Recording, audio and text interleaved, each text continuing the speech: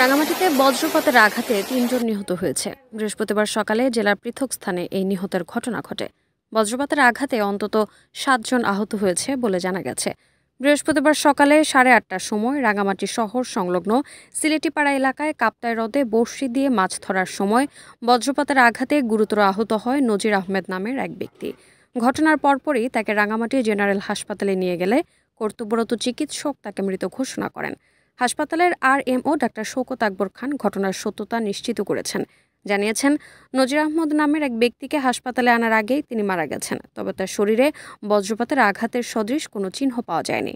অপরদিকে বজ্রপাতের আঘাতে রাঙামাটির বাঘাইছড়ির উপজেলা সদরের বরাদম মুসলিম ব্লক এলাকায় বাহারজান নামের ৬০ বছর বয়সী এক বৃদ্ধা নারী ও সাজেকের বেটলিং মৌজার লংথিয়ান পাড়ায় তনিবালা ত্রিপুরা নামের এক নারী বজ্রপাতের আঘাতে নিহত হয়েছেন। একই সময়ে একটি গরু মারা গেছে বলে জানা গেছে।